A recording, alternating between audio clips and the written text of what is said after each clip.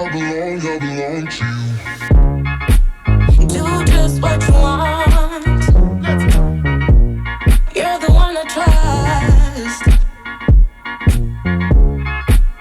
and I always be around when I need some loving, baby. No one else. Yeah.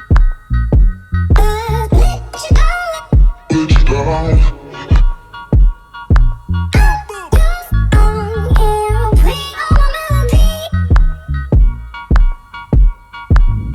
Playing all my melodies.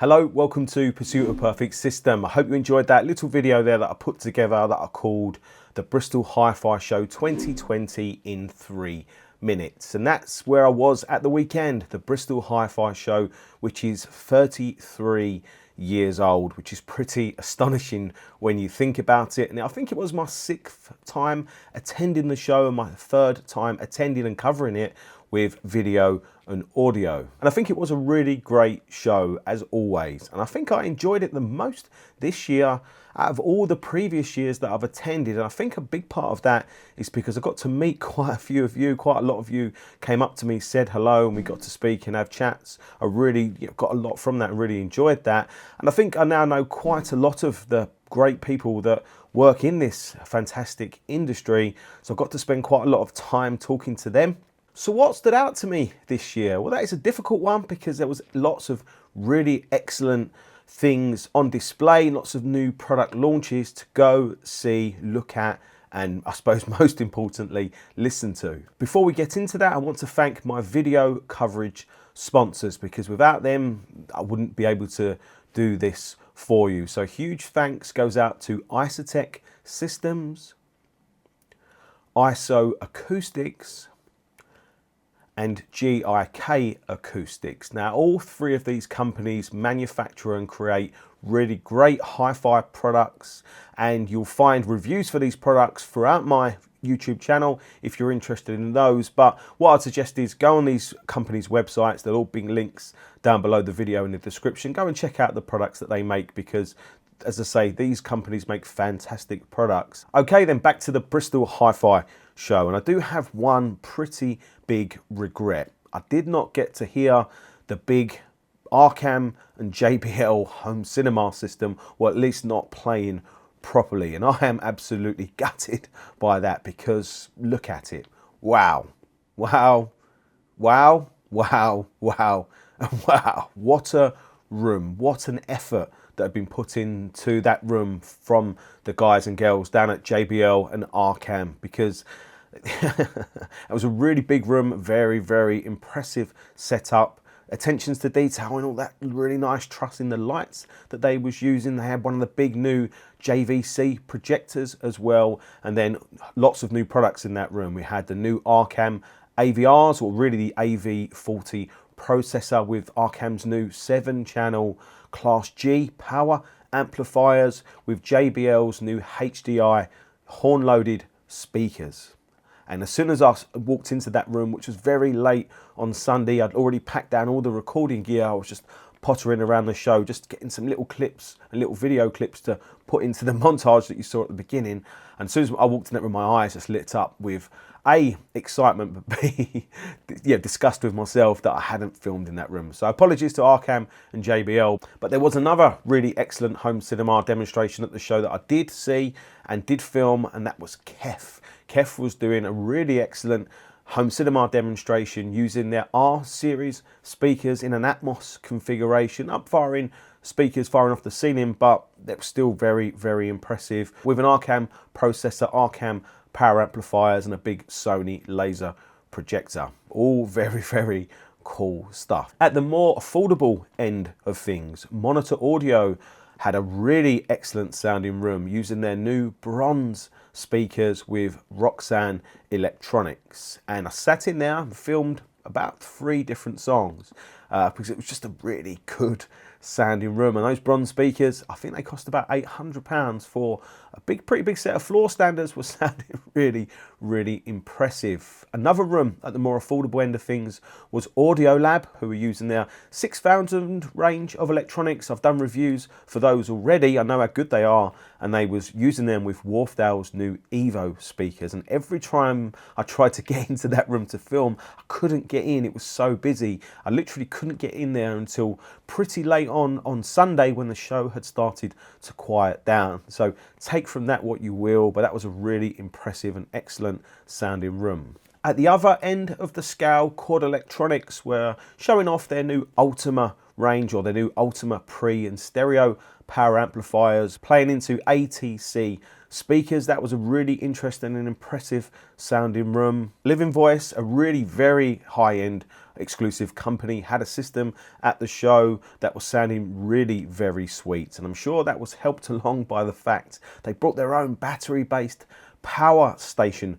with them. I've never seen anything like that at a hi-fi show before. Very, very cool. For AB demonstrations, ISO Acoustics were showing the power of their Gaia 2 speaker isolators, doing an AB demonstration using Focal Cantor #2 speakers. If you're a regular to the channel, you know how I feel about those products, and it's always interesting to visit the ISO Acoustics room and sit down and listen to these AB demonstrations, because it just kind of reminds me every single time what a great product the ISO Acoustics Gaias really are. Audio Quest were doing speaker cable demonstrations and power demonstration. I was able to film one, and I'll be obviously looking forward to bringing that video for you guys to enjoy. I was particularly impressed by the sound quality of the Audio Quest room and that system that they was using. It was particularly impressive, the fact they was only using their Dragonfire Cobalt DAC as the DAC for that system, and it was sounding really very, very good.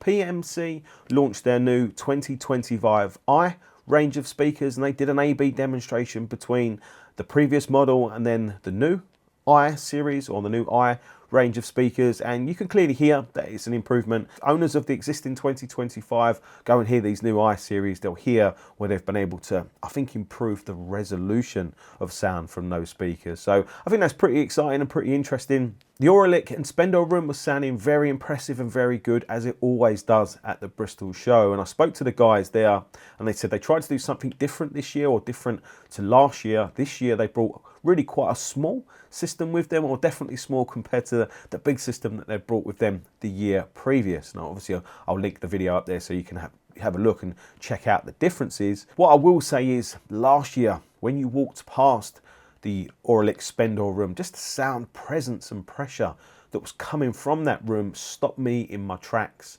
twice when I walked past there, and just pulled me into that room to want to go and listen to that system and film it. The system this year didn't quite do that for me, but when you was in the room, it was still a very good and big and impressive sounding system. Speaking of big, Pro AC had some big new speakers there, about £33,000 worth. They looked lovely and looked really very impressive. I don't think the room that they was in was doing them a huge amount of justice, but I can imagine putting those speakers in the right conditions, they would be seriously impressive. I really did like the look of those. Sound Foundations had two very interesting rooms. One of them was using REL Acoustics speakers. Now, REL Acoustics is a pretty new speaker company that has a pedigree in the pro audio market. And I'm not sure what it is. There's something about these speakers that are really very interesting and exciting to me. And in the other room, Sound Foundations were using the new Clear Audio Concept Active turntable, going direct from that turntable into a set of KEF LS50W or wireless speakers. So they've created what is essentially a turntable, elegant, small, simple, yet really exciting and good sounding hi-fi system.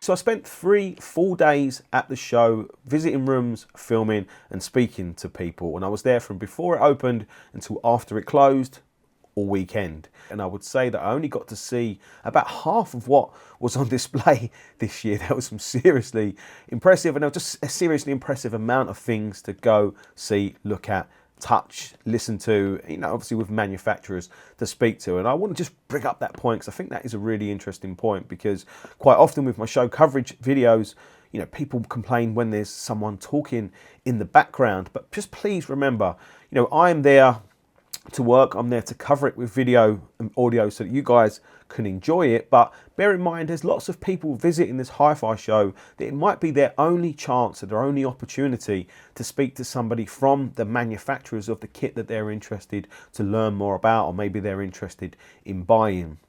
And you can easily think, well, why don't they ask the manufacturers to go outside the room with them? But sometimes the chap or the person from the manufacturer is in that room to keep an eye on the system, to make sure the music keeps playing, just to make sure everything's okay. So that manufacturer can't split themselves in half. They have to just do their job. So please bear that in mind for the video coverage. I've done the best I can to get pure audio when we're talking about the audio demonstration sides of the videos.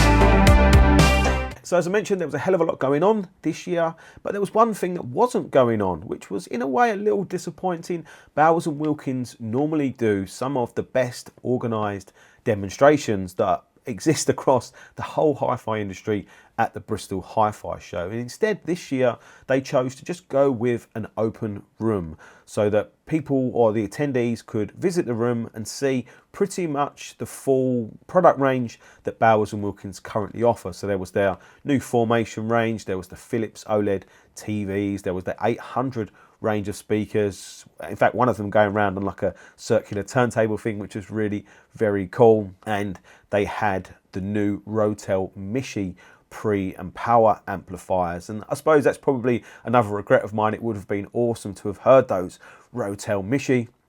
hi-fi components on a set of big Bowers & Wilkins 800s. Hopefully we'll get to see that next year.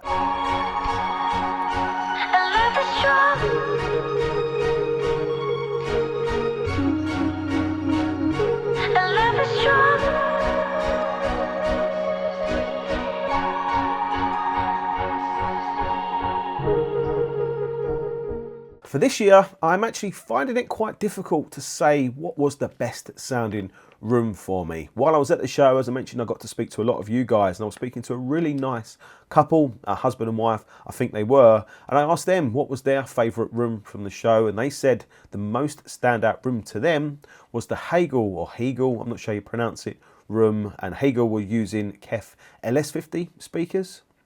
They said that was a really standout room to them. I didn't get to hear that room, sadly, so I can't really comment on it. I had two friends attend the show, Jackie and Andre. It was their first year attending. I had dinner with them Saturday night and we had a good chat. And they said that the standout rooms to them was the SVS and Emotiva home cinema demo. They said that was really very impressive. I think much more impressive than they was expecting it to be. They also thought the KEF home cinema demonstration was really impressive, and they was really impressed by the Audio Lab and Wharfdale system, the sound quality that was producing for its price point. So those are the rooms that stood out to them. I think I'm going to give my best sound of the show, or at least the best demonstration of the show, to REL Acoustics. Now, REL Acoustics took to the show with them what they call a line array. The line array consisted of 6 of their new Serie-S 510 subwoofers, and I was pretty lucky because I got to meet John Hunter, who is REL's main technical and design guy, and I think even luckier, I got to sit in on a kind of a private demonstration that REL was giving to one of their customers, which is a UK hi-fi dealer. And John did a really interesting presentation to this dealer and then did a couple of songs demonstration. Now, the system was using Arcam electronics, and they was using KEF Reference 1 bookshelf speakers. Now, KEF Reference 1 are pretty big bookshelf speakers in their own right, capable of producing a really big sound. So they did a demonstration. They did the 6 subwoofers, or the line array, playing opera music, and then they took them out or turned them off, and they left the KEF Reference 1 playing on their own, and the difference was absolutely huge. The sound was massively improved by the 6 subwoofers, the line array. But in a way, to me at least, that wasn't really a fair demo, because how can you really compare a system with 6 subwoofers and no subwoofers, or how can you really compare a pair of bookshelf speakers to having 6 subwoofers playing? And then John Hunter pulled out what he classed as a very special recording. He said he hunted for years to find this bass recording. I can't remember who he said the artist was, but it's a solo bass recording, and he turned the system up pretty loud for this demo, and it was a physical, really engaging, impressive, bass guitar demonstration that just made that system come to life. It made listening to music really come to life, and it blew me away in 2 ways. One was in the sound quality, and 2 was I was trying to record it, and it was so much and so loud and so kind of physical that I had my recording equipment set down to its minimum, and yet it was still, at times clipping out that recording. So it's going to be pretty interesting to see whether that recording's come out usable or not. I hope some of it at least is usable, so that I can give you some idea of, what I experienced that evening in that room.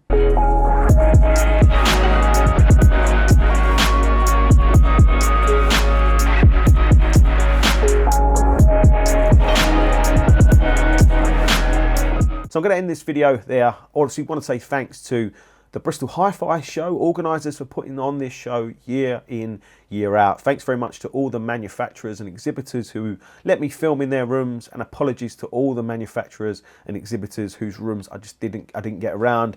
It's just not enough hours in the day to see everything and see everybody. I really enjoyed the show. It was a really fantastic show. If you haven't been and you're in the UK, definitely consider attending next year. It's definitely worth the cost and the time. It's really well organised, and the manufacturers seem to be improving every single year. The show seems to get better every single year. So I hope you've enjoyed this video. Hope it's been interesting, fun and enjoyable. If you attended the Bristol Hi-Fi Show at the weekend, let me know down below in the comment section what you thought was your standout or highlight rooms, because you're bound to have seen other rooms that maybe I didn't attend, which will bring to my attention to make sure I go and see those guys next year. Thanks very much for watching. Hope you enjoyed the video. I'll see you soon. Take care. Bye.